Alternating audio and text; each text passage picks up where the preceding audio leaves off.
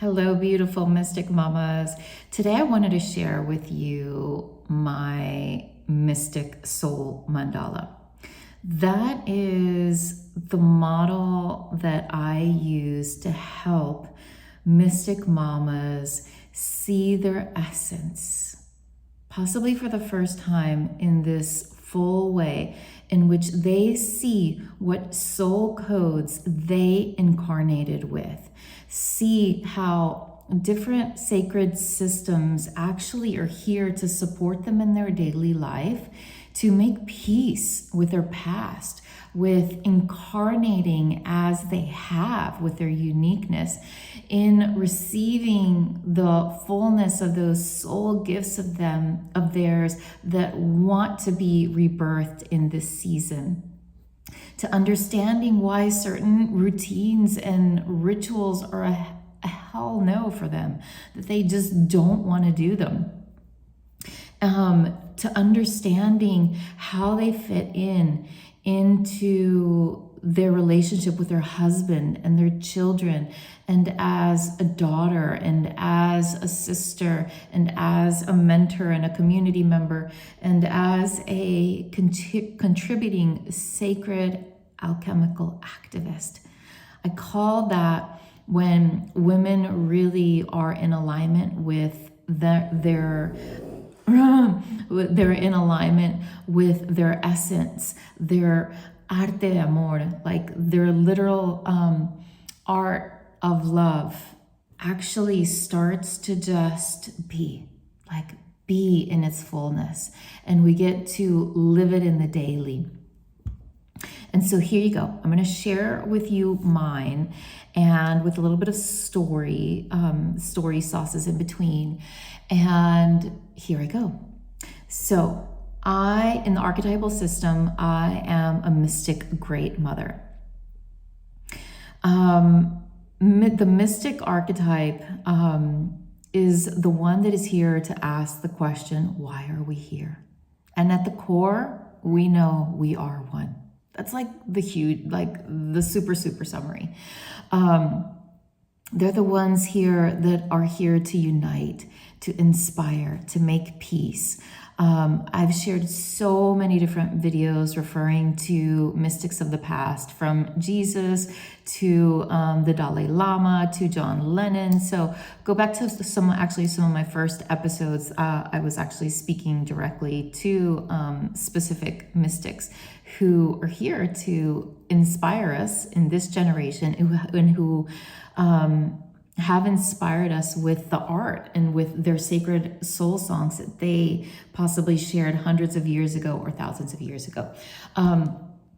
And so I'm going to try to summarize and bring everything quick. So my mystic wounding is not only abandonment, but it is not safe here. So it's not safe to share my messaging. It's not safe to be a mom and share my messaging because they can get hurt or killed. And oh my God, I'm literally remembering that I had the worst dream last night. The worst, one of those horrible ones that you're just crying and crying and crying because of what I just actually said. So it's beautiful that I'm speaking it out loud right now. And actually in the dream, I'm remembering that the girls that were doing something to my daughter, I literally stopped them afterwards and I said, I hope and I wish that you remember your soul gifts. I literally said that in the dream. That's funny. So in this new season of my life, I am coming in fullness as a mystic, as a mama, and as a maker, as a creator.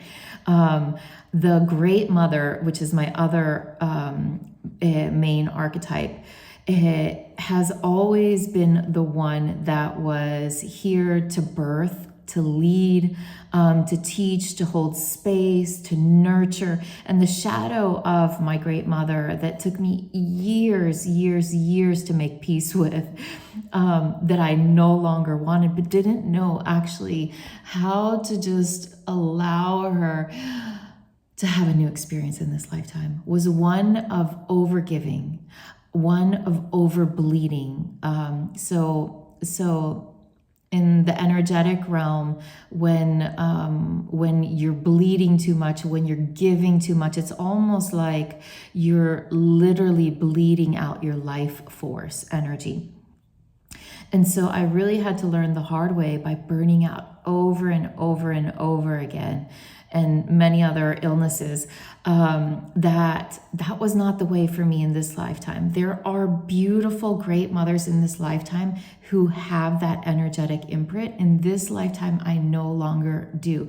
I am the great mother of my own sovereign queendom, of my own sacred home, and of my MMM sanctuary school. So that, yes, but the rest I actually had to make peace where I don't need to save other people. I don't need to change or fix other people. I don't need to be constantly open to give to other people, which I was. And learning all of those things by living, by realizing that I needed to turn my no's into yeses, like to listen to my no's and be like, no, I'm not going to do that. Okay. And then yes, what am I going to do? Okay. So those are my main archetypes. In astrology, in the tropical astrology, my sun is in Libra, my moon is in Cancer, and my rising is in Sag. Now in sidereal astrology, my sun is in Virgo, and my and the other two stay the same. And my north node is in Virgo. And so I've had to, one of the realizations was my Libra was very similar to my great mother energy, in which I was people pleasing, overgiving, putting others first, my children's needs, my children's time frames. And it doesn't mean that I didn't, like that was my life lesson. I didn't, then I stopped giving to them. But what it meant was I really needed to reconnect first and foremost with my wishes, my daily needs and desires, and create the sacred home within myself and in my routines and rituals, and then bring my children in. That was such a life lesson. And that doesn't mean, because yes, I am a total proponent of attachment parenting. I'm a conscious parenting coach, and I totally believe in attachment. But for those great mothers out there, you know what I'm talking about. The ones that from day one, they just forget about themselves. They're like, I am this renewed being, and I am constantly giving to others. And it can also be your work, right? I'm constantly giving to my work. I'm constantly giving to my community. I'm constantly giving to this cause, whatever cause that may be. If you are giving more to that from a place of depletion and of feeling bitter or resentful, then you're not in your great mother, leader, holding space, nurturing energy, but you're literally in the shadow of it. And so, two main things that I've been working with in the last couple of years within myself is my Virgo energy, getting organized, getting orgasmic with organization, like actually realizing how delicious it feels when I wake up and I do my morning routine before I even go outside my bedroom. Like I make my bed, I open up the windows, I look outside. I normally don't get showered and I don't get changed until after I make my matcha and eat breakfast. It's like, look within your own schedule. I don't rush anymore. So that was one of the great things that I learned was I took my children out of conventional schooling. I unschooled them for many years. Now we actually still all work from home, study from home. We are at home. And they have something different. They're not completely unschooled, for those unschoolers out there that know about unschooling. But what I mean is I created rituals and routines where I wasn't constantly going out of my home, going out to other people's schedules, because what happens in our global community is we have just become completely okay and indoctrinated to other people's systems. Like our parents indoctrinated us with, this is our model, then this is the school system, this is the community, this is your family, this is how you engage within your family, this is how you engage within the school system. Like there was no choice. And I'm here to share with you that many of us are coming to these deep realizations. Hello, shout out for Uranus opposition. If you're a mom in between 41 and 42 years, around that age, a little bit younger, a little bit older, like there is a restructuring that really happens in like the mystical astrological realm, where your body literally gives you like a life-to-life resuscitation, like you get another chance. And so Virgo has been something that I've really, really needed to make peace with. That it's not just about the transmissions that I get and going out and doing all of these healings. My healings stopped. My ecstatic awakenings stopped. My serving other people through healings stopped because I chose them to, but the other ones didn't. Like I chose to. I stopped being the Pisces healer, and I am, and it doesn't mean that I don't still have that within me, but now I'm honing and I'm allowing that energy to incarnate through Virgo, which is having one-on-one sessions, showing up on time, not being stressed beforehand, creating my art, having space to hear what my art looks like, working on my books, going through page 1, 2, 3. So notice that whatever energy is present in your North Node. Side note, I know if you've heard my videos, but if you haven't, in my Soul Mandalas, I help you and I give you like the cheat sheets of like, this is one of the main things to just bring inside of you and become more intimate with. And North Node is one of them. And when I really, a couple of years ago during my Uranus opposition, I realized that I wanted to become more structured, but in the areas that felt really good for me. So no, I didn't want any more structure of my children's school. No, I didn't want to keep volunteering in my children's school. No, I didn't want to keep my sisterhood relationships in the same way I did before. No, I didn't want to like outsource even asking everybody around me, from peers to mentors to sisters, like what they thought. Like something inside of me, which like my sovereignty, like started to really, really come online.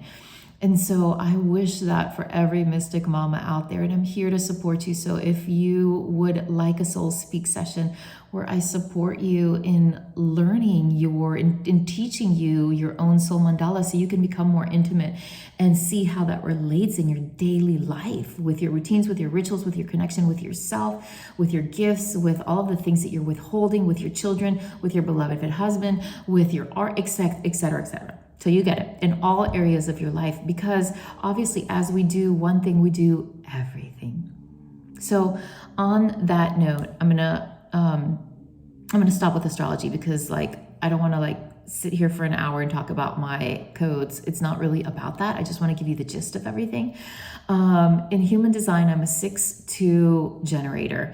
Summary: 6-2 is the profile. That's kind of like my my outfit that I wear, that is similar to the mystic great mother, but the 6-2 represents in human design the mentor mystic, the mentor hermit, the teacher hermit. And so I've really had to, like, with human design, it's really, really helped me to make peace that I am a hermit. I am a hermit on a hill. I am a mystic on a mountain. I hear the whales in the ocean, like the whales in the ocean, like I need nature and my connection through my hermiting skills. I need to be able to hear, and why did I say a whale? Because whales literally send those, are resonating waves. Like they are almost like the ancient Om carriers, with their sacred sounds. And so I need time to hermit. And I only really like to come out to teach and to mentor. And I've made peace with that. This last year really has been about making peace with that. with like, if I want to party, like I hear reggaeton while I work out. Like I don't really need to go out anymore. I don't really like go out, as you know what I mean. Like, you know, go out with friends or do things that I used to. Being a true hermit and just being at peace with the profile two, the two, has been one of the greatest gifts I've allowed myself in, I'd say, in this whole lifetime, in my whole lifetime, is being like, yes, I am a mystic. And what does it look like to mystic in the daily? And to mystic in the daily for me is I chose in this incarnation to be a mother and to be a wife. And I knew that in my codes. I can feel that in the different codes within me. And I knew that I also was here to be a mystic. So I was not the mystic who was going to be in the nunnery. I was not the mystic who was going to be alone and without a partner. I wanted one man to incarnate what it feels like to bring God's love through my body, birth children, and then, you know, forget, right? Because it's messy. This whole human game is very messy, and that's okay. But I chose my mystic codes. And in numerology, I am a 6/8, and this year is an 8 for me. So, let me put on, hold on. So I think I'm gonna have to end here. So a 6 is a nurturer. It's the feminine sign, similar to the Great Mother. And the 8 is the leader. The 8 is the abundance, infinity symbol. It's the leader. So this year, I am becoming more of a leader in all areas of my life. And I think I'm going to stop for now so you don't get overwhelmed with my daughter's dog. But when I was able to like see all of those different facets of myself and start working with my clients in this way, they've been able to first and foremost just love themselves more fully, like make peace that it is okay to be uniquely you, and that their way does not have to look like my way. Like we look out right now, we're in this modern time where we look outside of us and everybody is teaching us their model. And these sacred systems actually already exist here to support us in knowing that our own sovereignty is the special sauce. Our own remembering that we each have our own sacred key, and we know how to open up within ourselves when we honor and respect and stay in alignment with what is true for us. Then it's like our art just feels so delicious. We want to be doing our art all day. And yours might be in the garden. Yours might be with food. Yours might be with words. Yours might be with healing. Yours might be with teaching. Yours might be with growing systems. Yours might be with rituals and routines and health. It might be with animals. It might be, who knows? Well, not who knows, you know. And if you want to know more in-depthly and more intimately those sacred spaces within yourself, and you are wanting to actually come into this new season in which you are here to share your gifts, and maybe you're in a season where you're still making peace with your past, and you're still like in a winter or in a fall season, I'm here to support you as well. So I'm sending you so much love, beautiful mystic mama muse. Reach out via my website for a complimentary 15-minute check-in to see if my Soul Speak sessions are right for you. Or if you're ready to schedule, just do it through my website. I'm here to support you, and sending you so much love always. Have a beautiful, blessed day. Mwah.